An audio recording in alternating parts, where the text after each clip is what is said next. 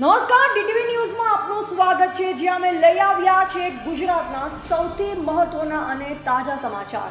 આજે અમે વાત કરીશું લીમખેડા તાલુકાના સાળા વિસ્તારમાં રેલવેની મનમાનીને બેરિકેડિંગથી ઊભા થયેલા વિવાદ વિશે। 50 વર્ષ જૂના રસ્તાને બંધ કરી દેવાતા 150થી વધુ પરિવારોનું જનજીવન અસ્તવ્યસ્ત થઈ ગયું છે। ચાલો જાણીએ આ મામલાની સંપૂર્ણ વિગત। લીમખેડા તાલુકાના સાળા વિસ્તારમાં રેલવે તંત્રની રાજાશાહીએ હદ વટાવી દીધી છે। 50 વર્ષથી વધુ સમયથી વપરાતા જાહેર રસ્તા પર રેલવે દ્વારા અચાનક બેરિકેડિંગ લગાવી દેવાયું, જેના કારણે 150થી વધુ પરિવારોનું જીવન નર્ક બની ગયું છે। સ્થાનિકોનો આક્ષેપ છે કે રેલવે ગરીબ અને સામાન્ય નાગરિકોની તકલીફોને અવગણી, ડરાવી ધમકાવી પોતાની મનમરજી ચલાવી રહી છે। આ ઘટનાએ વિસ્તારમાં ભારે રોષ અને આક્રોશ ફેલાવ્યો છે અને સ્થાનિકો હવે રેલવેની આ દાદાગીરી સામે એકજૂટ થઈ વિરોધ કરી રહ્યા છે। આ રસ્તાઓ દાયકાઓથી લીમખેડાના લોકોની જીવાદોરી રહ્યા છે। આ રસ્તાઓ દ્વારા લોકો રોજિંદા કામકાજ, શાળા, બજાર અને અન્ય જરૂરી સ્થળોએ આવજા કરે છે, પરંતુ રેલવે તંત્રે કોઈ પૂર્વ સૂચના કે સ્થાનિકો સાથે ચર્ચા વિના આ રસ્તા પર બેરિકેડિંગ લગાવી દીધું। પરિણામે 150થી વધુ પરિવારોને આવશ્યક સુવિધાઓથી વંચિત રહેવું પડી રહ્યું છે। બાળકોને શાળાએ જવું મુશ્કેલ બન્યું, વૃદ્ધોને, બીમાર લોકોને હોસ્પિટલ પહોંચવામાં તકલીફ થઈ રહી છે અને રોજગાર માટે નીકળતા લોકોને લાંબા ચક્કરો કાપવા પડે છે। અમે આ 70 વર્ષથી અહીં રહીએ છીએ, ત્યાં હજુ સુધી આ રસ્તો બંધ કરી દીધો, પછી અમારે જવા આવવાનો રસ્તો કેવી રીતે? અમે હાજા માંદા થઈ જઈએ તો કેવી રીતે જઈએ? એ પ્રોબ્લેમ છે અમારો। અને 75 ની ઉપર ઉંમર થઈ ગઈ અમારી। હમણાં કઈ રીતે નીકળો? હમણાં કાલથી બંધ કરીએ તો કઈથી નીકળવાનું અમારે? પછી અમારા રસ્તો ખુલ્લો કરવો જોઈએ, બસ, બીજું કઈ નથી। અને આ છે ને સ્કૂલનો રોડ આજથી નથી, અમે બી નાના હતા, અમે બી ભણ્યા અહીં છે, અને આ એના ત્યાંથી આ ચાલીનો આખો રોડ છે, અને આ ચાલીની અંદર હમણાં ઓલરેડી 50 ઉપર ઘરો છે, અને એનો જવા આવવાનો રસ્તો જ આ છે। એમાં ઓલરેડી છે ને તે બાજુ જે નાના પથારાવાળા ને બધા છે, રોજનો ધંધો કરવા માટે એમના ગાડીઓ અહીંથી નાની રેકડા બધા અહીંથી લઈ જાય છે। અગર આ બંધ કરી દેશે તો એ બધાનો રોજગાર બી છીનવાશે, પ્લસ કે કદાચ કાલ ઉઠીને કોઈ બીમાર પડ્યું, આ છે તે છે, તો રિક્ષા બી અંદર જઈ શકે। કોઈને માન લો ડિલિવરી આવે તો કોઈ અહીંથી નીકળવાની જગ્યા જ નથી। કાં તો અમારે તો રેલવેને ખાલી એક જ વસ્તુ કેવું છે, અહીં આ એમની અગર હદ આવતી હોય ને અગર એમને કોઈ સિક્યોરિટી જોઈતી તો અમે કરો, પણ અહીં કાં તો ગેટ મૂકી દો। એક ગેટ 24 કલાક સુધી બંધ રહેશે, જેને આવવા જવાનો છે ખોલીને અંદર આવશે, પણ એ ગેટ બંધ રહેશે। અમને રેલની કામગીરીથી કોઈ અમને એ નથી તકલીફ, પણ એમાં આવવા જવાનો રસ્તો જ બંધ કરી દીધો છે, તો એનો તો નિરાકરણ એમને લાવવું જ પડશે, બરાબર?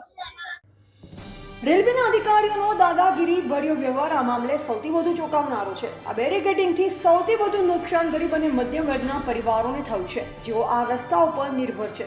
સ્થાનિકોએ રેલવે અધિકારીઓ પાસે આ નિર્ણયનું કારણ જાણવાનો પ્રયાસ કર્યો, પરંતુ અધિકારીઓએ આ રેલવેની જમીન છે તેવું કહી લોકોને ધમકાવવાનો પ્રયાસ કર્યો। આવો અધિકારીશાહીનો વ્યવહાર લોકોના ગુસ્સાને વધુ ભડકાવી રહ્યો છે। ડરી ગયેલા એક સ્થાનિક નાગરિકે નામ આપવાની શરતે ડીટીવી ન્યૂઝને જણાવ્યું, રેલવેના અધિકારીઓ અમને ધમકાવે છે, અમારા ઘરની સામે જ બેરિકેડ લગાવી દીધા, હવે ઘરમાંથી બહાર નીકળવું પણ મુશ્કેલ બન્યું છે। આ શું ન્યાય છે? રેલવેને શું હક છે કે અમારા રસ્તા બંધ કરે ને અમારું જીવન નર્ક બનાવે? આવા આક્ષેપો રેલવેની કામગીરી પર ગંભીર સવાલ ઊભા કરે છે।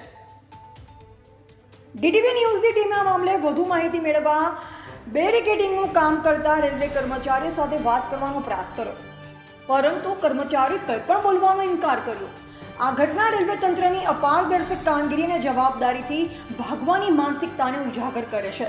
જો રેલવેના કર્મચારીઓને પણ આ બેરિકેડિંગનું કારણ ખબર નથી અથવા તેઓ બોલવાથી ડરે છે, તો રેલવેની નિયત પર શંકા ઊભી થાય છે। આ ઘટનાએ લીમખેડાના સ્થાનિકોમાં એકતાની ભાવના જગાવી છે। લોકો હવે રેલવેની આ મનમાની સામે લડવા માટે એકજૂટ થઈ રહ્યા છે, પરંતુ સવાલ એ છે કે આટલા વર્ષોથી ઉપયોગમાં લેવાતા રસ્તાઓને બંધ કરવાનો નિર્ણય રેલવે કયા આધારે લઈ રહી છે? શું ગરીબ અને સામાન્ય નાગરિકોની તકલીફોનું કોઈ મૂલ્ય નથી? આ મામલે સ્થાનિક વહીવટીતંત્ર અને રેલવે અધિકારીઓએ તાત્કાલિક પગલાં લેવાની જરૂર છે। સ્થાનિકોની માંગ છે કે બેરિકેડિંગ હટાવવામાં આવે અને આ રસ્તાઓ ફરીથી જાહેર ઉપયોગ માટે ખુલ્લા કરવામાં આવે।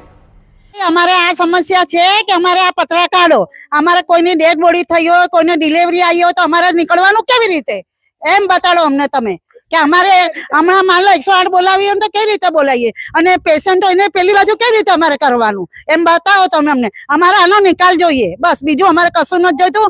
અમે તો મહેનત મજૂરી ખાવાવાળા, લારી ધક્કો મારીને કમાવાવાળા માણસો છે. અમે કઈ ગાડી બંગલા વાળા નથી. અને દેખવું તો આઈને દેખી લો કે અમારા ઘરો કેવા છે એમ પડી ખબર. અમારે આનું ખુલ્લું જોઈએ. હા, મારું નામ દિલીપભાઈ અગ્રવાલ છે. આ અમારા રસ્તા પર આવવા જવાના રસ્તા પર પતરા માર્યા છે રેલવે વાળાએ, તેનો નિકાલ થવો જોઈએ. અહીંયા અમારે જવા આવવાની મુશ્કેલી પડે છે અને વધતા કે 108 બોલાવી હોય તો બીમાર પડ્યો હોય તો માણસ જાય કેવી રીતે લઈને? કાલુડીને કોઈનું મરણ થયું હોય અહીંયા તો એને લઈને કેવી રીતે બહાર નીકળે? એ સમસ્યા છે અમારે. અને લારી આવતી નથી, જતી નથી. અમે તો લારી ધંધાવાળા માણસ છે, લારી અમારા રોડ પર ઊભી રાખીને આવવું પડે છે અહીંયા. અને ડીટીવી ન્યૂઝ આ મુદ્દે સતત નજર રાખશે અને આપને દરેક અપડેટ પહોંચાડશે. તો આ હતા લીમખેડાના રેલવેની બેરિકેડિંગથી ઊભા થયેલા વિવાદના સમાચાર. આપનો આ મુદ્દે શું અભિપ્રાય છે? શું રેલવેની આ કામગીરી યોગ્ય છે કે સ્થાનિકોની માંગને સાંભળવી જોઈએ? નીચે કમેન્ટમાં જરૂરથી જણાવો. ગુજરાતના દરેક મહત્વના સમાચાર માટે ડીટીવી ન્યૂઝને સબસ્ક્રાઇબ કરો અને બેલ આઇકન દબાવો. ફરી મળીશું એક નવી અપડેટ સાથે. ત્યાં સુધી નમસ્તે, જય હિન્દ.